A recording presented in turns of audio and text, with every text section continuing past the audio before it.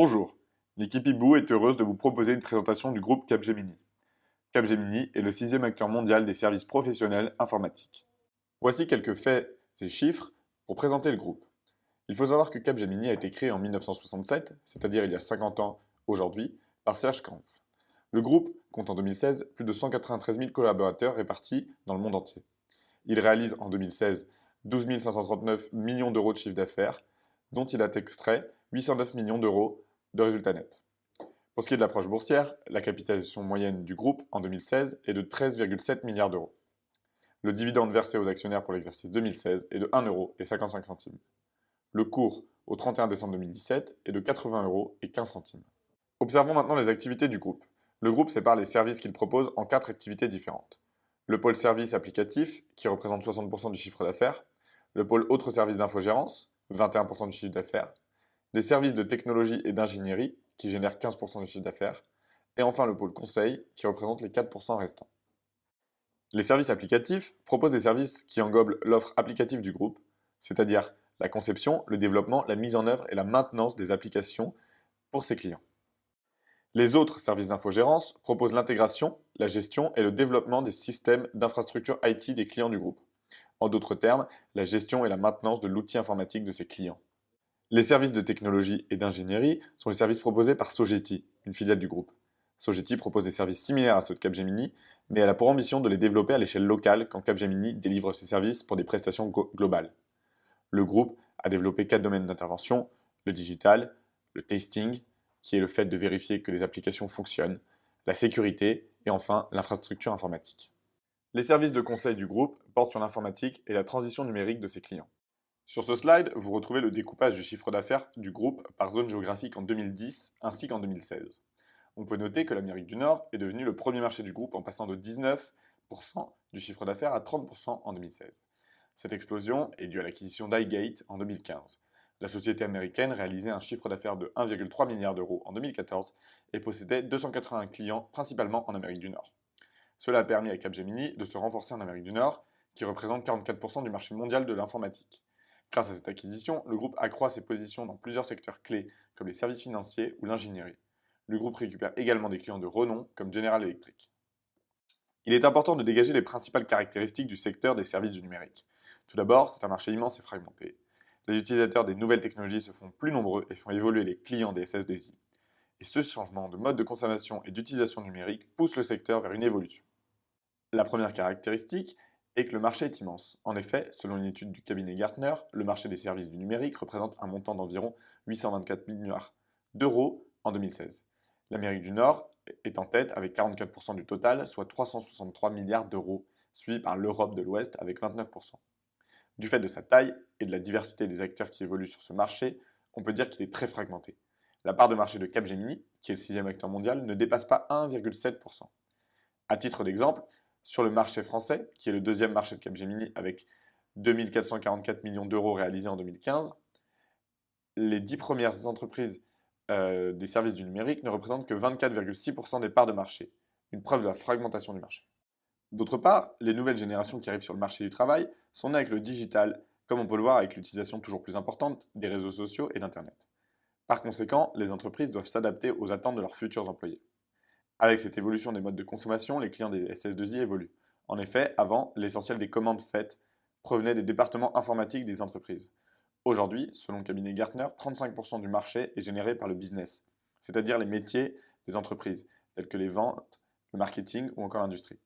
En effet, les départements tels que le marketing ont plus que jamais besoin de données et d'analyse de ces données pour pouvoir proposer les produits les plus susceptibles d'intéresser les clients. Ces évolutions des modes de consommation et d'utilisation entraînent une évolution du secteur. Enfin, le secteur des services du numérique est également en pleine évolution, voire révolution. En effet, on entre dans la troisième ère de l'informatique, celle de l'informatique cognitive, qui succède à l'ère des systèmes de tabulation et à celle des systèmes programmables. L'informatique cognitive permet d'utiliser les données en leur donnant du sens, ce qui est très utile pour les services business dont nous parlions au-dessus. Pour utiliser un exemple simple, la tabulation permettait d'additionner des objets tels un stock de manteaux. J'ai 2 manteaux. La programmation a permis d'enrichir avec des notions telles que la matière ou la couleur. J'ai un manteau rouge en cuir et un noir en fourrure. Les systèmes cognitifs permettent de fournir une suggestion grâce aux données Il va pleuvoir demain. Du coup, il faut mettre le manteau rouge en cuir. Allié au big data, l'informatique cognitive permet de rassembler des masses de données et de fournir des réponses à ses utilisateurs. Selon une étude de marché, 381 milliards d'euros seront dépensés en analytique et en informatique cognitive d'ici les 5 prochaines années. La transformation digitale est lancée à pleine vitesse et cela se traduit par une volonté accrue des entreprises d'évoluer vers la sphère digitale. Cela se concrétise également par l'apparition de nombreuses startups qui émergent sur des secteurs porteurs comme le big data ou l'Internet des objets. Le cloud computing, lui, devient la norme dans l'informatique. Avec une croissance de plus de 24% prévue en 2017, le marché du cloud public est en pleine expansion et il est de plus en plus utilisé par les entreprises.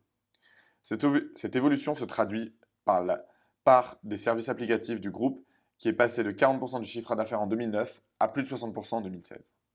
Sur le marché des services du numérique, Capgemini doit faire face à de nombreux concurrents. Tout d'abord, il y a les grandes SS2I réputées dans le monde comme Accenture, qui réalise 32 milliards de dollars de chiffre d'affaires, IBM ou encore CGI qui réalise 10 milliards de dollars de chiffre d'affaires. Ce sont principalement des groupes nord-américains qui dominent leur marché et sont importants en Europe. Le groupe doit également faire face à des acteurs de grosse taille au niveau européen, comme Atos, 10 milliards d'euros de chiffre d'affaires, ou encore Sopra Steria, 3,7 milliards d'euros de chiffre d'affaires. Mais étant donné que le marché est très fragmenté, Capgemini doit également faire face à de nombreux acteurs locaux et de niche, et souvent spécialisés dans une activité bien précise. C'est de plus en plus le cas avec l'émergence de startups qui créent les solutions de demain. L'avantage concurrentiel du groupe se fonde sur deux éléments. Tout d'abord, le groupe peut compter sur une organisation fonctionnelle qu'il a mis en place pour répondre au mieux aux besoins de ses clients. Pour ce faire, le groupe a créé 8 unités opérationnelles qui visent à se spécialiser dans un marché ou un type d'activité pour aider les clients qui y appartiennent. À titre d'exemple, vous avez l'unité Financial Services qui est spécialisée dans l'intégration de systèmes et la maintenance applicative des clients du secteur financier. Cette organisation permet notamment une très bonne gestion des clients du groupe. Ce fut le cas après l'acquisition d'iGate. Le groupe a réussi à préserver la clientèle d'iGate, mais il a réussi à l'accroître. En effet, les 15 principaux clients d'iGate ont accru leur activité avec Capgemini de plus de 8%. Le deuxième avantage concurrentiel du groupe est son adaptation à l'évolution du marché. En effet, comme nous l'avons dit précédemment, le marché des services numériques a pris le virage du cloud et du digital. C'est également le cas pour le groupe qui réalise en 2016 30% de son activité grâce aux services du digital et du cloud. Ces activités nouvelles ont cru de 29% en 2016, ce qui traduit la bonne adaptation de Capgemini à cette évolution. À titre comparatif, Accenture, qui est le leader mondial des SS2I, ne réalise pas plus de 30% de son chiffre d'affaires dans les nouvelles activités. Capgemini est également le leader du marché du cloud en France, avec 10% des parts de marché. Le groupe a notamment développé plusieurs offres et services pour répondre aux besoins croissants des clients autour du digital et du cloud. C'est le cas avec l'offre Insight and Data, qui permet la collecte de données, leur interprétation en informations exploitables, en fonction de l'activité de chaque client et le développement de plateformes informatiques qui gèrent ces données. L'offre Cloud, Choice, permet une expertise de conseil pour la définition d'une stratégie cloud et de sa mise en œuvre. Cette offre permet aussi l'installation d'une infrastructure qui inclut à la fois cloud privé et cloud public. Passons maintenant à l'exploitation du groupe, avec l'évolution du chiffre d'affaires ainsi que du résultat net depuis 2007. Pour ce qui est du chiffre d'affaires, il a cru en moyenne de 5% par an depuis 2007. Il augmente fortement entre 2014 et 2015, le résultat de l'acquisition d'iGate et le développement du groupe en Amérique du Nord. Le résultat net, lui, connaît une croissance plus forte, de l'ordre de 10,6% par an en moyenne. Il chute en 2009 à cause de la crise. En effet, le groupe enregistre d'importants frais de restructuration cette année-là. L'explosion du résultat net depuis 2012 est liée à l'amélioration des différents coûts du groupe, comme nous allons le voir. Observons d'abord les coûts des biens et services rendus par rapport au chiffre d'affaires. On peut voir que malgré l'essor du chiffre d'affaires, ils sont très bien maîtrisés et passent en 10 ans de 75% du chiffre d'affaires à 73%. Ceci est lié à la très bonne gestion des achats et frais de sous-traitance qui en 10 ans sont passés de 25 à 18% du chiffre d'affaires. Ici, vous pouvez voir l'évolution des frais de marketing et des autres produits et charges d'exploitation sur le chiffre d'affaires. Pour ce qui est des frais de marketing, ils sont plutôt stables dans le temps. Les autres produits et charges d'exploitation, eux, sont bien maîtrisés, car ils passent de plus de 11% en 2007 à 7% en 2016. Ceci témoigne de la bonne gestion du groupe et de la réussite de son modèle de rideshare. Le rideshare est le fait de délocaliser une partie de la production d'une partie de ses services dans des centres de production éloignés du lieu de leur utilisation. Ça a permis au groupe de réduire ses coûts fixes en comparaison au chiffre d'affaires. Sur ce slide, vous retrouvez l'évolution de la dette nette sur les l'EBITDA et la rentabilité des capitaux propres depuis 2007. Pour ce qui est de la dette nette, elle est négative de 2007 à 2014, ce qui signifie que le groupe génère du cash. En 2015, le groupe a émis 3 emprunts obligataires pour un montant de 2 750 millions d'euros et un emprunt en 2016 pour 500 millions d'euros. Ceci dans le but de financer l'acquisition d'iGate en 2015 pour 3 961 millions de dollars. Le groupe possède néanmoins plus de 2 milliards de trésorerie, ce qui témoigne de sa bonne gestion financière. Pour ce qui est de la rentabilité des capitaux propres, elle a chuté en 2009 à cause de la crise et la chute de son résultat net. Depuis 2009, elle suit une tendance haussière. En 2016, elle atteint son maximum à 11,2%. Le premier atout de Capgemini est le fait que le groupe soit un leader des services du numérique. En effet, pour grossir dans ce secteur, les consolidations sont nombreuses. Le fait d'être un leader permet d'acquérir des entreprises prometteuses du secteur.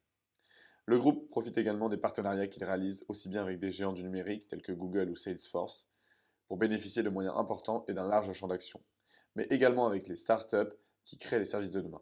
Cela permet au groupe d'être à la pointe de l'innovation pour anticiper l'évolution des tendances du secteur des services numériques. Le dernier atout du groupe est sa bonne anticipation de l'évolution du secteur vers le digital et le cloud. Comme nous l'avons dit, il est idéalement placé sur ces secteurs qui feront la croissance de demain.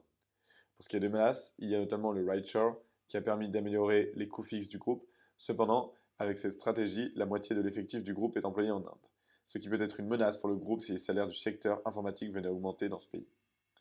Il existe aussi des risques liés aux acquisitions pour le groupe. En effet, lors de chaque acquisition, le groupe s'attend à bénéficier de synergies entre les entités. Cependant, il n'est pas à l'abri d'une erreur de casting et d'une mauvaise intégration d'une société acquise. Enfin, le risque de cybersécurité est à prendre en compte pour le groupe. Avec l'essor du cloud et du digital, le groupe traite de plus en plus de données privées de ses clients. Une cyberattaque pourrait violemment porter atteinte à sa réputation. La stratégie du groupe se déroule en 3 temps. Tout d'abord, Capgemini veut continuer à être à la pointe de l'innovation. Pour ce faire, le groupe a développé le programme Applied Innovation Exchange, AIE, qui est un programme qui regroupe 10 centres d'innovation répartis dans le monde où Capgemini et ses partenaires technologiques proposent des solutions innovantes. Les clients du groupe sont conviés pour découvrir, tester et parfois adopter ces nouvelles solutions. Capgemini ambitionne de réduire les délais entre la découverte d'une innovation et son application chez un client. En 2017, le groupe a déjà prévu d'ouvrir un 11e centre à Singapour. Le groupe attache de l'importance à l'innovation pour pouvoir développer au mieux les services liés au cloud et au digital, qui, comme nous l'avons vu dans la partie secteur, sont les activités moteurs de la croissance. Pour ce faire, le groupe compte acquérir des entreprises spécialistes dans les 2 domaines. Ça a déjà été le cas en 2017 avec l'acquisition d'Itelios, un expert du e-commerce omnicanal. Bien que le cloud et le digital soient les secteurs porteurs, le groupe compte bien embrayer sur les développements de l'automation, qui est un processus d'automatisation qui a pour but d'améliorer la compétitivité des entreprises. Ce nouveau service permet d'automatiser une partie de l'appareil productif des clients pour améliorer sa rentabilité. Passons maintenant à la vision hibou avec l'approche boursière. Le cours a chuté en 2002 à cause de la crise de la bulle Internet. Depuis 2003, il suit une tendance haussière. De 2007 à 2016, le cours a cru en moyenne de 5% par an. Pour ce qui est du dividende, il a cru continuellement depuis qu'il est distribué en 2005, mis à part en 2009 à cause de la crise. Le dividende versé en 2016 est de 1,55 €. Pour conclure, nous classons Capgemini comme une valeur de fonds de portefeuille. Sa résilience est de 66%, le risque hibou est évalué à 25% et la fiabilité de notre analyse est de 3 sur 4. Merci d'avoir suivi cette présentation de Capgemini. Si vous désirez retrouver plus d'informations sur le groupe, n'hésitez pas à consulter sa fiche sur notre site www.hibou.expert. A très vite avec l'équipe Hibou.